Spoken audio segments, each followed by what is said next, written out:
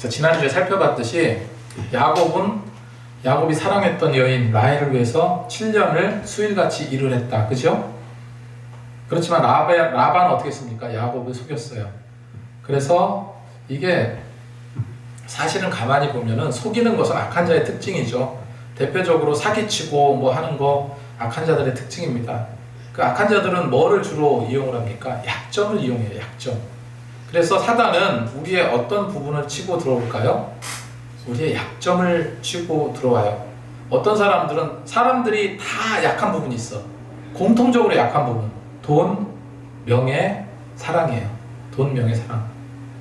근데 이게 공통적으로 다 약해. 근데 그 중에서도 특별히 사람마다 차이가 있어. 어떤 사람은 돈에 더 그냥 아주 민감한 사람이 있고, 어떤 사람은 이성에 너무 약한 사람이 있고, 막 이러잖아요. 그래서 사단은 그런 약한 부분을 치고 들어온다 하는 거죠. 그래서 이런 것들은 내 인간적인 어떤 생각으로, 내 인간적인 계산으로 이겨낼 수가 없습니다. 하나님께서 개입하셔야 극복될 수 있는 거예요. 라반은 야곱이 라헬을 사랑한다는 그 약점을 파고들었어요. 무슨 얘기인지 아시죠? 라헬을 사랑하는구나. 이걸 어떻게 이용해 봐야 되겠다. 이게 사단의 특징이라는 거예요. 그를 속이고 이용하려고 합니다. 그래서 악한 자들은 어떤 특징이 있습니까? 시편 15편 4절 말씀을 보니까 이렇게 기록하고 있습니다. 그의 눈은 망령된 자를 멸시하며 여호와를 두려워하는 자를 존대하며 그의 마음에 서원한 것은 해로울지라도 변하지 아니하며 이렇게 기록하고 있어요. 그래서 사단은 늘 우리 생활 가운데 늘 공격해 들어옵니다. 파고 들어와요. 우리 이겨낼 수 있는 방법이 뭐겠습니까? 기도밖에 없다 하는 거죠. 성경에 여호사밧 왕이 나오는데 모압하고 암몬하고 서로 연합을 해서 두 나라가 연합해서 와도 힘든데 모압과 암몬과 마온 사람들이 연합을 해서 유다를 쳤어요. 유다를 공격했습니다. 그들을 어떻게 이겨낼 수 있는 방법이 없었어요. 그래서 여호사밧은요 백성들에게 금식을 선포하고 우리 할 수 있는 방법이 없다. 기도밖에 없다. 하나님께 매달려서 기도하자 합니다. 역대하 20장 12절 말씀을 보니까 우리를 치러오는 이 큰 무리를 우리가 대적할 능력이 없고 어떻게 할 줄도 알지 못하고 오직 주만 바라보나이다. 주만 바라보면 어떠한 시험도 환난도 여러분이 안고 있는 걱정도 근심도 두려움도 몰아낼 수가 있다는 거예요. 그래서 우리가 한번 약속한 것은 내게 손해가 될지라도 지켜야 되는 거죠. 내가 하나님 앞에 진실되고 사람 앞에 진실되면 당장에는 손해가 날 것 같지만 여러분 하나님께서 책임져 주십니다. 상대방이 잘 되든 못 되든 내 알 바 아니다. 이건 믿는 자의 모습이 아니죠. 아무튼 무슨 일을 결론을 내시는 분은 하나님이세요. 결론을 내시고 해결해 주시는 분은 하나님. 그래서 악한 생각을 가지고 속인다 할지라도 하나님은요 반드시 합력해서 선을 이루시는 분이다 하는 거 기억하시기 바랍니다. 그래서 하나님께서는 이 라반이 같은 친척이지만 삼촌이지만 악한 목적으로 야곱을 이용했지만 오히려 그가 라반을 통해서 무엇을 알게 됩니까? 하나님의 거룩한 목적을 깨닫게 된다는 거예요. 그래서 야곱이 라반에 와서 7년이 흘렀고 이제는 사랑하는 라헬을 이제 얻게 되었다. 너무너무 좋다. 이런 기쁜 마음이었을 겁니다. 그런데 막상 약속한 때 이제 합방하기 위해서 들어갔는데 그녀의 방에 들어가 보니까 자기가 원했던 여인인 라헬이 아니었어요. 자기가 맞이한 여인은 그의 언니 레아였습니다. 그래서 야곱은 라반에게 따져 묻죠. 25절에 야곱이 아침에 보니 레아라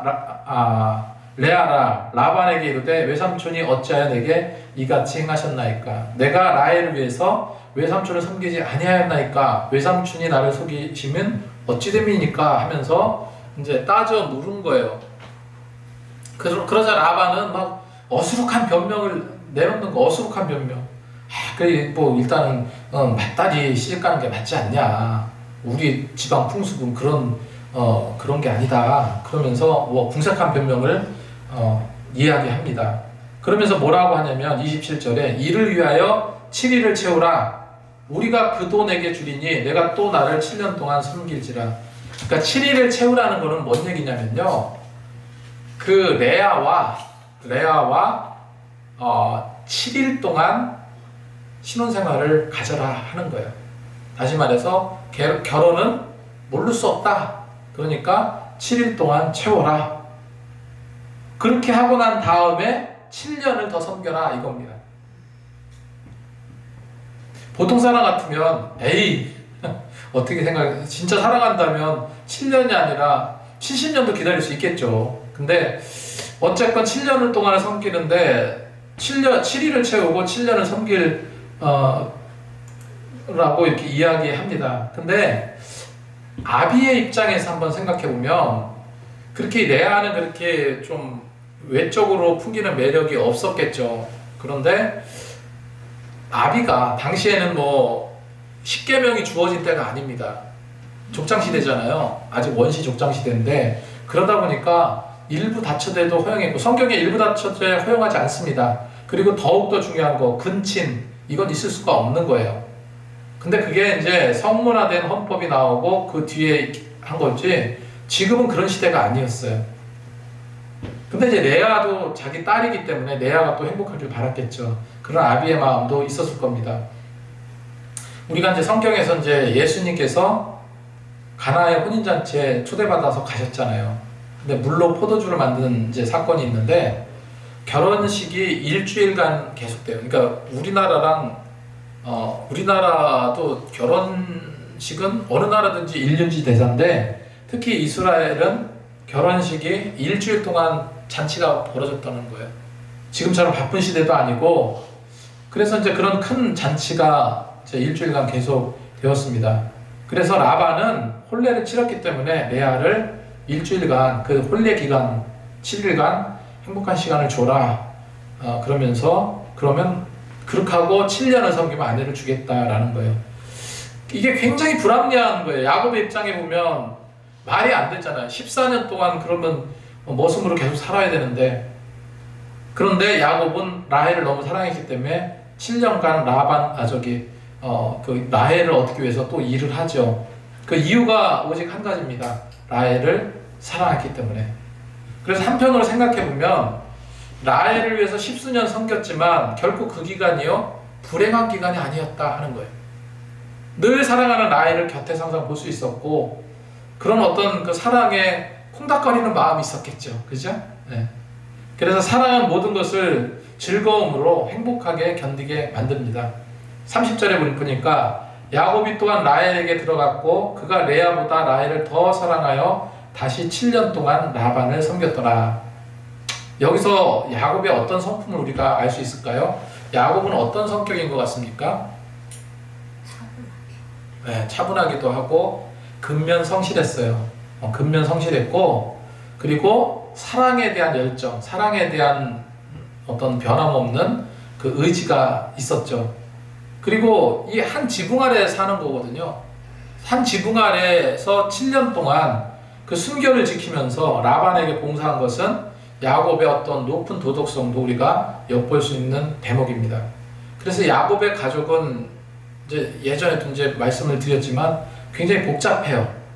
4명의 아내가 있었고 12명의 아들들이 있었습니다. 그리고 1명의 딸이 있어요. 그런데 그가 원해서 4명의 아내와 12명의 아들들을 얻은 게 아니에요. 그렇지만 이런 과정 속에서 하나님께서는 그 아들들을 통해서 이스라엘의 12지파의 기초석을 만들게 되었다는 거예요. 근데 우리도 살아보면 그래요. 세상 살아보면 뭐 여태까지 이런 연수를 가지고 여태까지 살아오셨지만 세상 살아보면서 어떤 생각이 듭니까? 내 뜻대로 되는 일이 별로 없어요. 그건 정말 맞는 것 같아요. 내 눈안에 펼쳐지는 일들이 정말 내 마음같이 되지 않고 내 뜻대로 되지 않고 그리고 뭔가 진짜 이상한 쪽으로 바뀌는 듯 하다가 다시 원점으로 돌아오기도 하고 그래요. 하나님께서 이루어 가시는 거예요. 선하신 하나님은 그 모든 것을 합력하여 유익하게 하신다는 거죠. 로마서 8장 28절에 우리가 알거니와 하나님을 사랑하는 자 곧 그의 뜻대로 부르심을 입은 자에게는 모든 것이 합력하여 선을 이루느니라. 그래서 창세기 29장 32절 1절 마지막 절까지 그리고 창세기 30장 1절에서 24절까지 야곱의 자녀를 낳는 장면들이 나오거든요. 근데 이 야곱의 자녀와 출생에 관련해서는 어찌 보면 굉장히 복잡한 것 같기도 하지만 4명의 아내에게서 12명의 아들과 1명의 딸을 낳는 그 과정들을 이제 다음에 한번 좀 면밀하게 한번 보려고 하는데, 어쨌거나 하나님께서는 정말 다산의 축복을 허락하셨어요. 이게 사실은 누구를 통해서 준 다산의 축복입니까? 아브라함을 통해서 준 거잖아요. 아브라함, 이삭, 야곱을 통해서 야곱에서 자녀들이 확 그냥 늘어나게 된 거죠. 다산의 축복을 허락하셨습니다. 그런데 그런 과정에서 라헬과 레아는 같은 적이잖아요. 자매잖아요. 이것도 당시에 있을 수 없는 얘기예요. 같은 자매가 그 한 남편을 섬긴다는 것, 남편에게 결혼한다는 거 있을 수 없는 얘기입니다. 근데 라헬과 레아가 서로 그 한 남편 때문에 시기 질투하는 그런 장면들이 어찌 보면 굉장히 전투 같아요. 전투같이 느껴지기도 합니다. 그래서 라헬과 레아는 경쟁하듯 애를 낳아요. 뭐 하듯? 경쟁하듯, 전투하듯 애를 낳습니다. 이 시대는 대를 잇는 것이 굉장히 중요했거든요. 근데 레아는 분명히 알았을 거예요. 아, 야곱이 라헬을 더 사랑하기 때문에 자기는 받을 사랑이 없다라고 생각한 거예요. 그러면 그 남편으로부터 사랑받기 위해서는 어떤 게 필요할까요?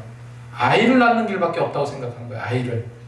그래서 이 시대 결혼에 대해서 잠시 이제 생각할 필요가 있는 것이, 여러분, 결혼이라는 것은 하나님이 주신 가장 신성하고 아름다운 사랑의 결합입니다.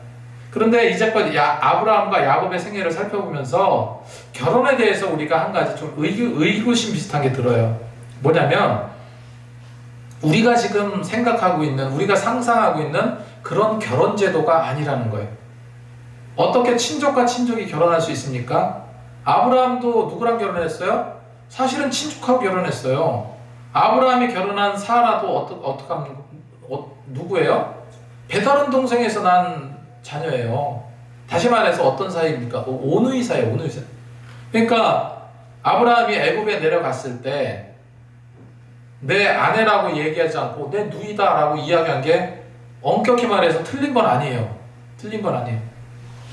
그런데 야곱도 상식선에서는 도저히 이해가 되지 않는 부분이 많죠. 야곱이 결혼한 두 여인이 삼촌의 딸이었고, 그러니까 조카였던 거죠. 조카와 결혼했습니다. 요즘에 윤리상 말이 안 되는 거고, 그리고 친자매랑 결혼한 거죠. 이것도 참 아이러니하고요. 그렇지만 하나님께서 이때 당시는 그런 거에 대한 어떤 기준이 사실은 없었어요. 근데 친족 간의 결혼을 하나님께서 그 이후로 허락하셨는가? 아까도 말씀드렸지만 레위기 20장에 보면 친족 결혼을 엄격하게 반대했습니다. 만약에 그런 일이 있다면 반드시 죽여야 된다라고 할 정도로 엄격했습니다. 아브라함이나 야곱 시대는 이렇게 엄격히 말해서 법이 없었던 시대이기 때문에 그런 일이 있었고, 친족 간의 결혼을 성경에서 뭐라고 말합니까? 죄악으로 표현합니다. 선지자들이 하나님의 예언을 전하던 시대에 들어서는 일부 다처제도 엄격한 의미에서 금지를 시켰고, 그 상류층에는 예전에 아라비아인들은 그렇게 했죠. 부를 과시하는 수단으로 일부 다처제가 만연했지만 성경에서는 이런 것은 옳지 않은 겁니다. 그래서 야곱이 그렇게 동생을 맞이하고 이제는 누구를 기다려요? 라헬을 기다리는 거예요. 앞으로 7년을 더 있어야 됩니다. 그 세월을 기다리는데 별로 관심 없던 라헬과 결혼 생활을 하는 거예요. 그리고 레아는 조금 이제 외모가 좀 못생기고 시력도 좋지 않았다. 그렇지만 남편으로부터 사랑받고 싶어서 이 갈망하면서 하루하루를 살아가요. 그 방법은 아이를 낳는 것, 자녀를 낳는 일이다. 그렇게 생각했기 때문에 자나깨나 남편 사랑, 이거를 간과한다는 것을 우리는 알 수 있어요. 자, 하나님께서 제일 먼저 누구의 태를 레아밖에 없죠. 지금은 레아의 태를 여셨어요. 그래서 31절에 보면 여호와께서 레아가 사랑받지 못함을 보시고, 뭐 받지 못함을 보시고? 사랑받지 못함을 보시고 그의 태를 여셨느니라. 라헬은 자녀가 없었더라 이렇게 기록하고 있습니다. 결혼한 이유죠. 그래서 레아는 오직 남편에 대한 생각뿐이에요. 그래서 아이를 낳았는데 몇 명을 낳아요? 일단 4명을 낳았습니다. 르우벤, 시므온, 레위, 유다 이렇게 4명의 아들을 낳았어요. 그리고 하나님께서 태를 막으셨다 기록하고 있어요. 그리고 나중에 태를 다시 여셔서 하나님께서 왜 태를 여셨는지 이제 나오는데 5번째 이사가를 낳아요. 그리고 또 아들을 낳아요. 스불론이라는 이름의 아들을 또 낳습니다. 그러니까 몇 명의 남자아이를 낳은 거예요? 6명을 낳은 거예요. 그러니까 이스라엘의 12지파의 12명 중에 반을 누가 낳은 거예요? 레아가 낳은 겁니다. 근데 또 낳았어요. 또 누굴 낳습니까? 딸을 낳았어요. 6남 1녀를 낳았습니다. 그 6남 1녀 중에 1녀가 바로 디나죠. 그래서 레아의 아들들을 보면 이제 르우벤을 낳았는데 그 르우벤은 뜻이 뭐냐면은 보라 아들이다 이런 뜻이에요. 시므온은 하나님께서 들으셨다라는 뜻이고 레위는 연합하다라는 뜻이고 유다는 찬송하다 이런 뜻입니다.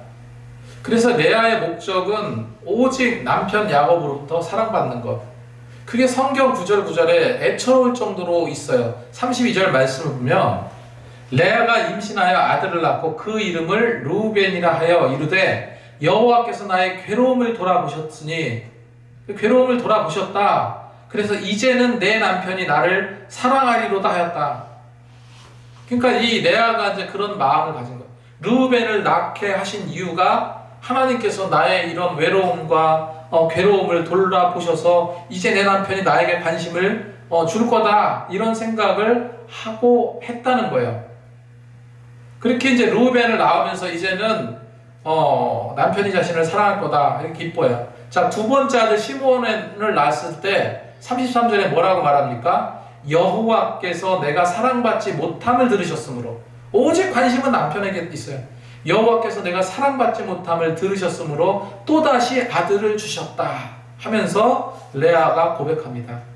레아의 모든 관심은 어디 있었다고요? 남편에게 있었습니다.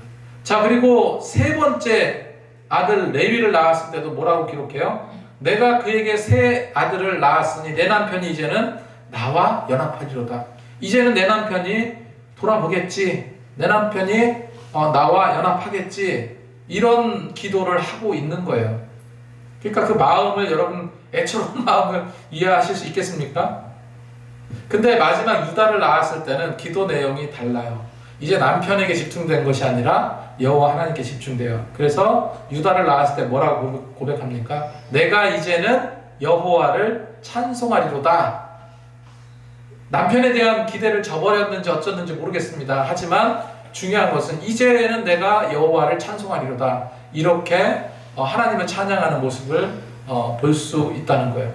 그렇게 그래서 어찌 보면 레아는 참 힘들고 좀 슬픈 삶을 살지 않았겠는가 이런 생각도 우리는 해보게 됩니다. 근데 레아가 남편의 사랑을 받고자 하는 열망이 가득했던 것처럼요, 여러분 우리도 하나님에 대한 사랑, 하나님의 사랑을 갈망하는 저와 여러분이 되었으면 좋겠어요. 그래서 하나님의 은혜가 정말로 내게 임할 수 있도록 그렇게 노력했으면 좋겠습니다. 오늘 말씀 여기까지 드립니다. 다음 주에 또 이어서 말씀을 이어가도록 하겠습니다.